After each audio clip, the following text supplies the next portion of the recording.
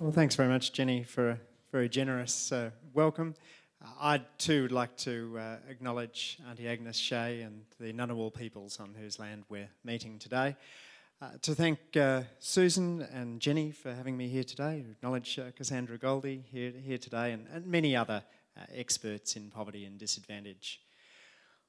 I'd really congratulate you too on having this conference on the grounds of the University of Canberra, because I think social change is about bringing together two big things: idealism and evidence. And like two wings of a bird, we don't fly with just one of those things. It's not enough just to have the ideals to bring about change, because we know that in the past, well-intentioned policies haven't delivered the right results. But it's also not enough to have the evidence, and I think I recognise this far better after 4 years in federal parliament than I perhaps did when I was a professor at the ANU working on poverty and disadvantage. You can have all the strong evidence in the world, but without the hard work of activists to turn it into policy, it doesn't get done. So if politics is the confluence of power and ideas, then activism is the confluence of idealism and evidence. I like too the way in which you've structured the conference today. One of the things I've always thought about conferences is that their quality is an inverse function of the number of parallel streams. So I think obviously very highly of a conference that has one stream, because it builds a single conversation, and by the end of tomorrow you've been in the room and heard a variety of different views, and you're just more comfortable in challenging, engaging, jesting with the presenters. And I think that conversation is as important as the substantive ideas that flow out of the conference. Jenny mentioned that I'm pretty passionate about inequality, and I would like to thank Joe Hockey in particular for helping to put inequality onto the agenda over recent months. And I say that not entirely in jest. I mean, this has been a budget which has which aims to redistribute income, but it's also been a budget which has sparked a vital national conversation. And it's a conversation we frankly haven't had as much as we should have been having it, because inequality isn't just something that's been going up in recent years. In fact, if anything, it's been flat for the last few years. Inequality has been rising, going back to the late 1970s to the early 1980s. But it hasn't prompted the national conversation that I think we ought to have. Since that time, for example, we've seen earnings for the top 10% go up 59%. Well, earnings for the bottom 15% have gone up, bottom 10% have gone up just 15%. So earnings are rising 3 times as fast at the top as they are at the bottom. Put another way, if checkout workers and cleaners had been enjoying the same proportionate wage gains as financial dealers and anaesthetists, then they'd be $14,000 a year better off. Inequality's rising too in the share of the top 1%, which has doubled over this period, and the share of the top 0.1%, which has tripled. Australia now has the same amount of wealth controlled by our richest 3 people who'd fit together comfortably in the back of a limousine, as by our poorest 1 million people, about the population of Adelaide. And yet there's many in society who say, well, why does it matter? I mean, we haven't had stagnant wage growth at the bottom like the United States. We have seen real wage growth among the bottom 10%. So I wanted to spend a couple of minutes this morning just talking about that fundamental question of why inequality matters. First, let me start with a story. I've got 3 little boys, and as you'd imagine, they're pretty competitive. I once asked my 7-year-old which of 2 scenarios he'd prefer.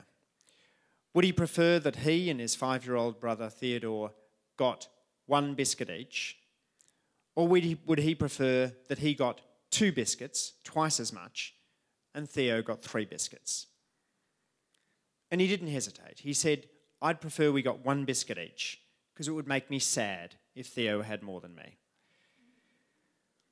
Now that's just a 7-year-old, but it turns out that when you survey people, you get much the same response.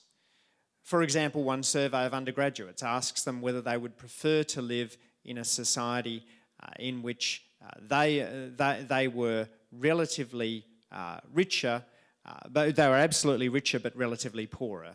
That is, a society where they earned $100,000 and most other people earned $200,000, or in a society where they were poorer but at the top of the pecking order, where they earned $50,000 but most other people earned $25,000.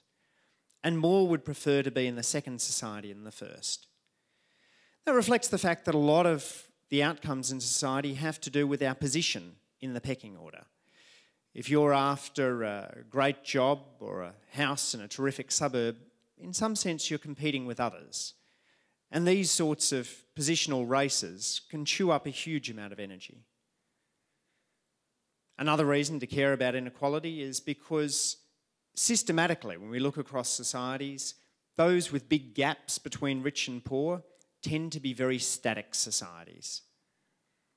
Think of inequality as being a ladder in which the gap between the rungs reflects the gap between rich and poor.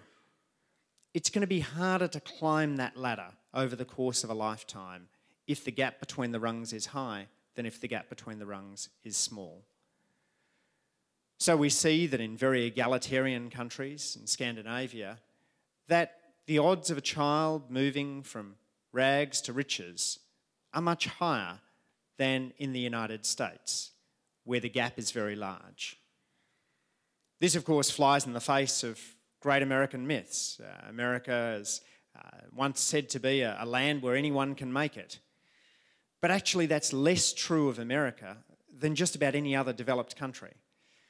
And so as we widen the gap between rich and poor, we also increasingly stultify the society. We end up a society where it's harder to move in your social class.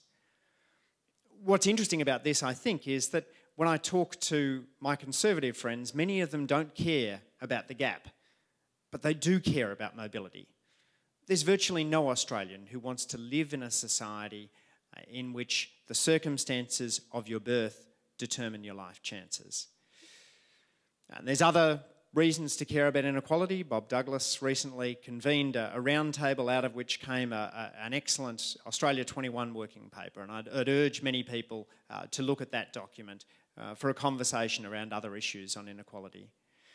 But the fundamental fact of inequality is that it is so hard to deny that $1 brings more happiness to a homeless person than to a billionaire. If you believe that, then the case for redistribution is made. And it is vital then that we think about why we want to be a more egalitarian society. Australia has a wonderful egalitarian ethos. We don't like tipping, we tend not to sit in the front seat of taxis. We wouldn't stand up if the Prime Minister entered the room, not because we wouldn't be pleased to see him here at the ACTCOSS Conference, but because that's not how Australians behave. People in many other countries, though, would stand up when their leader entered the room. We've had former senior bankers called Nugget and Nobby. And so this egalitarian ethos burns deep within Australia. But if we allow economic inequality to get out of hand, then we risk undermining that great Australian egalitarian ethos. How do we build egalitarianism in Australia? Well, I've got a few ideas, but I'm sure you have many more, and that, I hope, will be at the heart of many of the conversations that you have over the next 2 days. I don't think there's many more fundamental questions for Australia than how we maintain that egalitarian ethos. That Australia which, when Australians were in prisoner of war camps in World War II, created little male-bonded welfare states under the leadership of people like Weary Dunlop and as reported by people like Tom Uren. Australians in times of crisis tend to share. When the fires swept through Sydney in the early 1990s and an earthquake hit Los Angeles, Los Angelinos set up tent cities, but Sydney-siders took their neighbours into their homes. That makes me proud. But that's an egalitarian Australia that I think we're too easily at risk of letting go. So fundamentally, these conversations about what kind of Australia we want to be, and I'm really delighted that you're engaging in these conversations with idealism, but also with evidence, with hard heads and soft hearts, recognising that sometimes the ideas that we think will work don't end up being successful, and that it's okay to jettison particular programs while still remaining clear-eyed and idealistic about the goals. Social policy is littered with examples of unsuccessful programs, going back to programs in Australia such as taking Indigenous children away from their parents, once thought to be a great way of advancing social justice, but a program which we look back on now and shudder. And the apology to the stolen generations, I think, one of the great moments for the National Parliament. And there's other examples too. Scared Straight, a program in the United States which put kids at risk into jail for a day to scare them straight, turned out on a high quality evaluation to be doing more harm than good, and was therefore abandoned. So we need that rigour, that evidence sitting alongside the idealism. Thank you all for being here today. Thank you for engaging in what I think is Australia's most important conversation, and all the best for a productive set of conversations ahead. Thanks.